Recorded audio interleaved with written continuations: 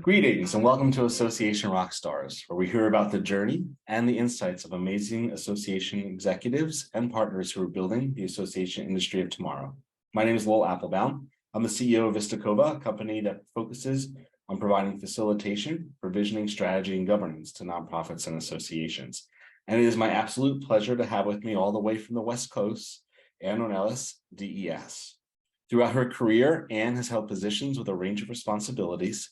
Like the utility player in baseball, she's learned how important it is to adapt to changes, be flexible, learn new skills, and remain a master at building and maintaining relationships.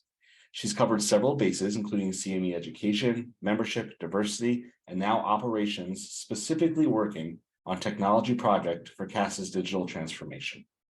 She's been humbled by her leadership experiences as an ASCE Delft Scholar, class of 2012-14 shout out, and National Urban Fellows, American Leaders of Change in 2011, cherishing the relationships she's built with countless amazing leaders.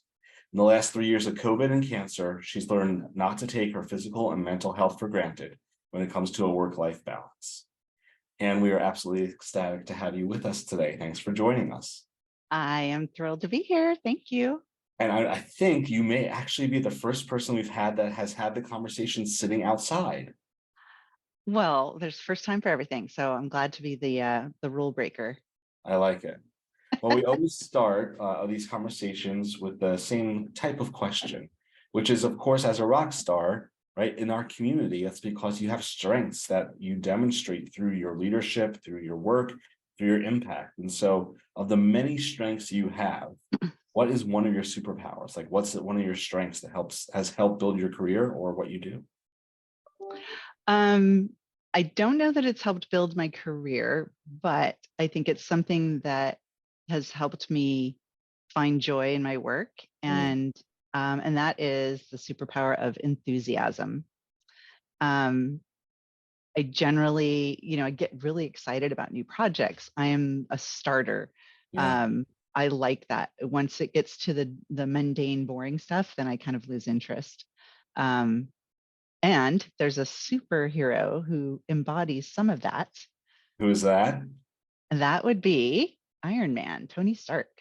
Ooh. I went and researched because I'm not a comic book reader, but I went and looked up what that said about him. And he's a talker.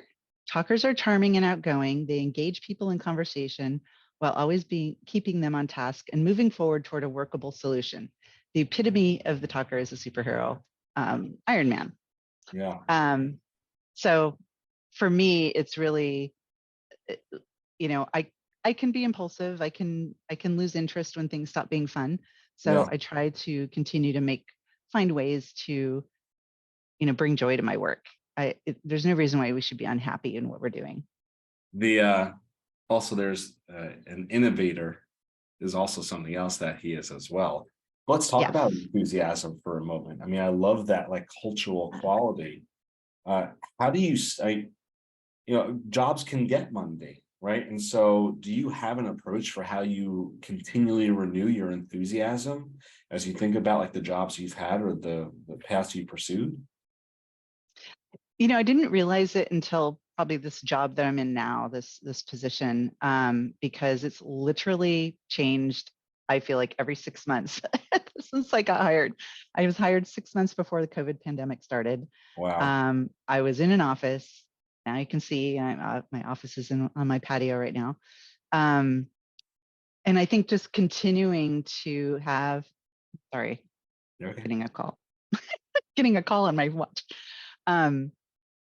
So I think with respect to the types of roles I've been in have been fairly similar, membership roles, education program. But I think that for me, just throughout my career, trying to make sure that I'm learning more. So, and challenging myself. So for me, that's where the enthusiasm comes in. I get excited about something new. I want to continue to learn new things, fill my toolbox, my toolkit with new skills and knowledge. And I think for me, it doesn't always translate from, formal education. I did get my master's degree, 15 years ago, but just in terms of the association world, a lot of Yeah. things you learn on the job. You learn a lot on the job. And I think people forget sometimes that, you can branch out and you can take on, smaller projects to help build that toolkit. So that's what I've done for the most part. My current role is a complete departure from anything that I've ever done. So managing technology projects was nothing I thought I would ever do. And here I'm now starting my third with our analytics project. So it's been Yeah. nonstop. How'd you decide? So something you've never done. What Mhm. was it about the potential of the position and the work you were going to do that made you think it would be something you'd be enthusiastic about or something that you would enjoy doing? I think it was just the opportunity to sort of invent things and do that sort of look at the processes and things that were currently happening in CAS and seeing what the potential was and where we could innovate and do something different. And I think that's where, when I was interviewing and we were talking about the position, um, it was seeing it from an entrepreneurial sort of standpoint of what Yeah. I could do for the organization and where I could take it. So that was, I think, fun for me to think about, oh, I get to start from kind of zero and build something and see what that looks like. Um, so that was fun. It's been fun. With it coming in and having such sort of like a new portfolio, was there a period of rapid learning that you needed in order you felt like to be able to do the position well? And like, how'd you go about charting out or designing what that would look like? Um, Honestly, I think it was flying by the seat of my pants. I We all did do what that. I right. So what I did do is I made sure that I would have the support that I needed, whether that was coming from consultants or making sure that we had a really good project management on the vendor side. I have been extremely fortunate that the companies we've worked with have had excellent project managers to support that. So really looking at it, initially I was thinking, oh my gosh, these are huge projects, website, database, next mobile app, all of that. So I really had to take a step back and go, okay, well, what is it that I'm really doing? I'm Right. just making sure they're giving me all the information. They're giving me the timelines. I just need to make sure that we stick to them. I need to make sure I'm corralling my team Yeah. and communicating with them. So I really just I ended up taking a project management session at ASAE Tech, and that was in 2019. Hmm. So I did take that class, that workshop. It was a pre-con workshop, and that was a great help. So really it was just more understanding sort of what's the iteration of a project, the start, the middle, the end, and then what happens after, Yeah.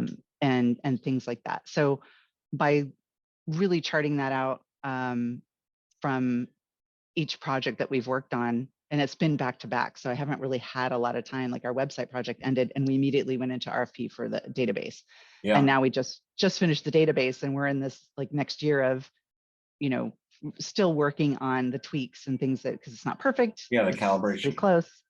Yeah. Yeah. So, You know, I just had the pleasure of seeing you last week at California Society of Association Executives, and I know you're heavily involved there. Not everyone's involved with the state society, or some don't even have one. mhm. Could you talk a little bit about like why you're involved, or like in terms of enthusiasm and learning as you're talking about it? What does your state society do for you in terms of that? Oh gosh. Calice does so much. So I started my career in 1999, and it was the Northern California. There were two societies in California. There was the Northern California Society of Association Executives. So I started with that group. I wasn't a member of CalSAE. There was a whole, merging of associations that happened years later. So my first, you know, first sort of introduction to that world was through NCSAE and ASAE. Hmm. Um, and so I think what I find value in is because honestly, I love ASAE, but it's very East Coast centric. Yeah, And so we don't get a lot out here. And it's hard for us to travel, just like it's hard to come out west. It's hard for us to go back east. It's hard. of I think, course. that travel side is more challenging. So I think giving me that local or regional connection to people. I love meeting people from all across the country at ASAE and through DELP and other programs. But I really like being able to like pick up the phone and like I could have coffee with somebody in half an hour if I just called them up right now. Yeah. Um, and so that local connection, I built great resources in the Bay Area when I was there. Now I'm up in the Sacramento region, so I'm now getting to know people in the capital region. Um, the regional networks really help to facilitate that local relationship building that you need. And so if I need something, or I need information or I need advice or whatever, I've got now a whole new network of people that I can contact, including the people that I knew in the Bay Area. Um, and so I think that part of, the relationships and the connections that I've made, I have really worked hard to maintain those over the last 23 years, 24 years. Yeah. And I'm kind of shocked sometimes going, so I really like the idea of keeping those connections over the long term and sharing information between each other, helping each other out, job searches, career development, all of that really comes from my network. Mm. They're indispensable to me. They're indispensable. Some people are really good at relationship building, which it sounds like you are. There are others that it doesn't come as naturally. But it sounds like from what you're sharing that those relationships have been critical on the career path that you've walked. Yes. If you were mentoring someone who's like not inherent at like relationship formation, right? And walk into the room not knowing anyone, it's a scary place to be. Like what advice would you give, or what would you say to like someone you were mentoring about the necessity of relationship development and how to approach it? Oh, good question. Um, so I think just taking it one person at a time. I'm an extrovert, so I'm good with crowds. I'm good with lots of people, but Yes. just nurturing one person at a time, connecting with one person at a time. I know for introverts who just, have trouble with that aspect of networking. It doesn't mean you have to go to some big event and be, chit chatty with everybody. It helps, but Yeah. and people can get there. But I think really just, seeking out some people who either have information or skills that you need to um, develop in yourself and connecting with those people and making it meaningful. Have questions, have information that you want to get from them, and be able to exchange that as well. Um, and I think chunking it down into smaller pieces is Yeah. always, I think, easier than, even for myself. I don't as I'm getting older, I'm kind of like, I don't like the big crowds and big parties anymore. It's a little overwhelming sometimes. So and meeting people really drains you, Yeah. it does, even for an extrovert. So I think just thinking about your own journey and what you need to accomplish, what you want, what your goals are, and then seeking out people who can help you with that and just building those one by one, brick by brick. Yeah. That's literally how I've done it. And the repeat participation in local regional events has helped me build those relationships. I mean, it makes me need to ask. Clearly, during early 2020s, Yeah, right? None of us were going to events, right? Like, exactly.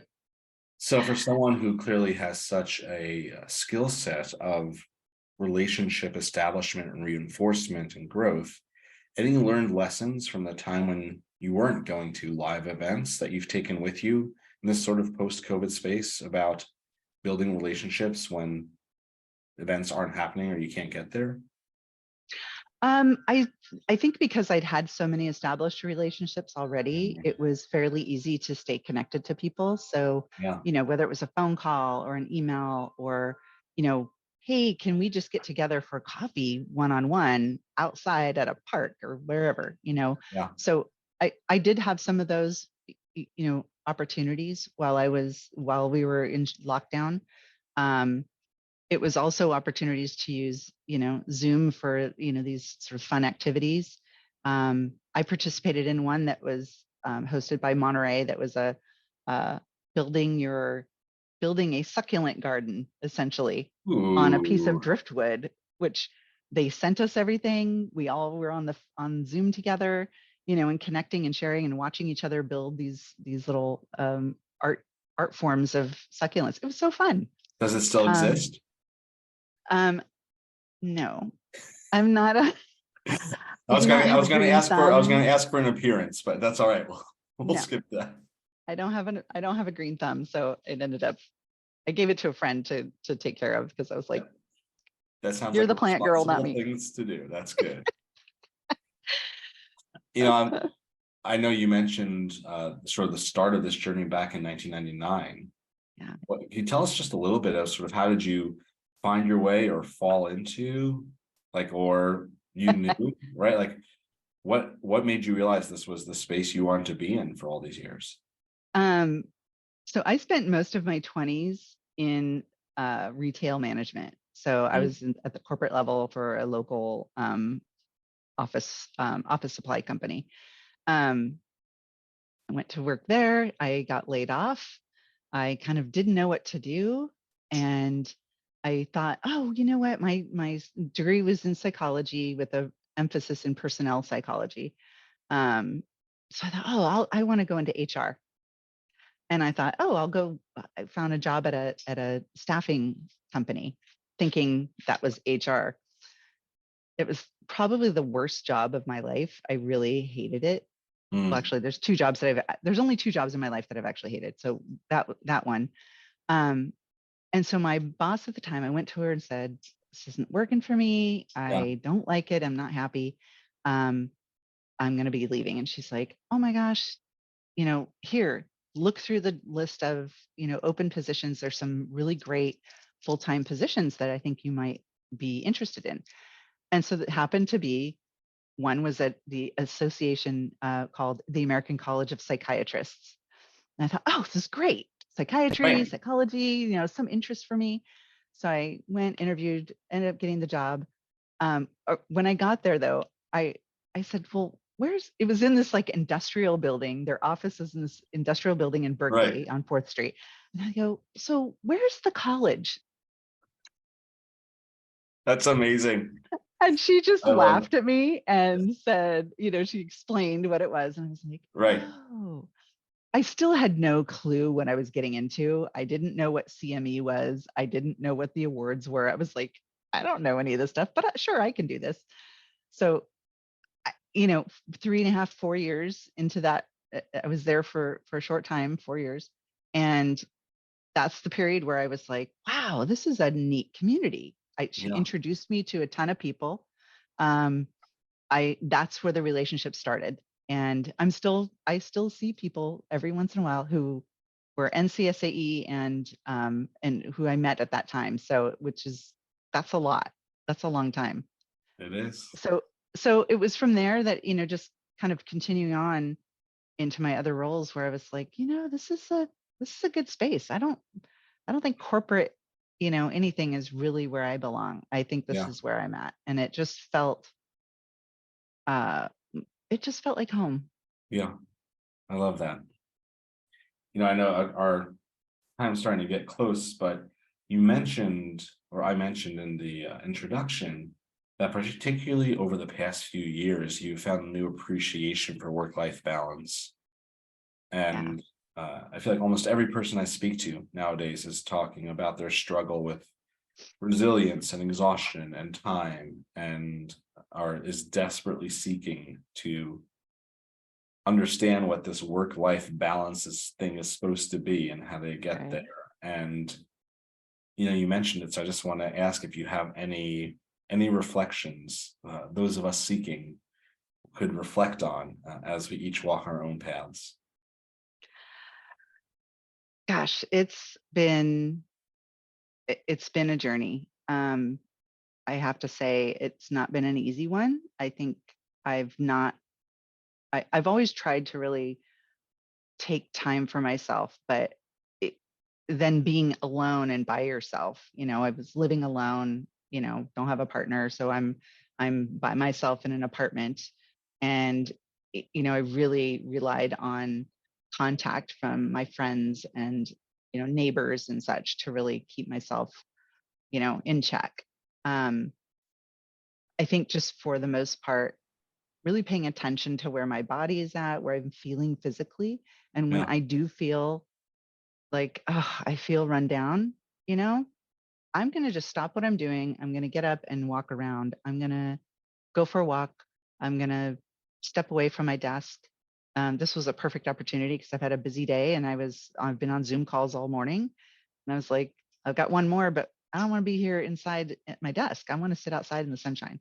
So really just taking those little, small opportunities to just connect yourself to whatever it is that makes you happy.